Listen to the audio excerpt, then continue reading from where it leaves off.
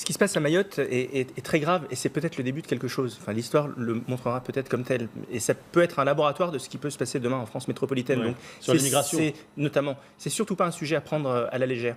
Moi, ce que j'observe, c'est que le peuple mahorais a décidé... Donc, les habitants de Mayotte. Oui, les habitants de Mayotte a décidé de devenir français. Ce qui n'est pas le cas des Comoriens.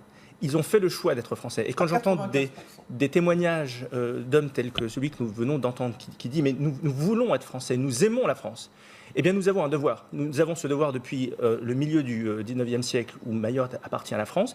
Mayotte est français.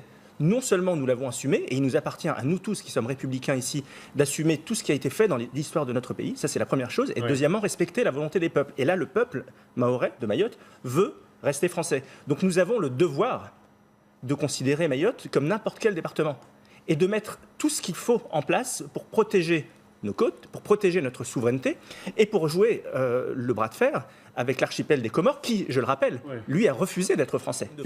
Le problème de fond, lequel est-il? C'est que, excusez-moi d'employer des grands mots, mais la grandeur de la France, ça a un coût. Et ça a un prix. Si on veut être la deuxième puissance, bientôt la première puissance maritime du monde, si on veut être présent sur les 5 mers, sur les 5 continents, ça a un prix. Est-ce que nous avons cette volonté de porter cette grande idée de France universelle? Si la réponse est oui, ce qui est ma volonté aussi, eh bien dans ce cas-là, il faut mettre tous les moyens sur la table. Et ça veut dire qu'il faut remettre à plat, mais là c'est un problème qui est beaucoup plus général, qu'il faut remettre à plat l'organisation de nos finances publiques pour retrouver des marges de manœuvre.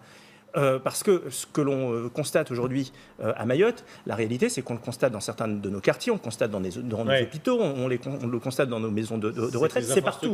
C'est les infrastructures de l'État qui sont en train de se craqueler de toutes parts. Et donc, la nécessité absolue de transformer, mais pas comme le fait le gouvernement actuel, de transformer réellement notre économie pour redevenir souverain et agir là où nous décidons d'agir.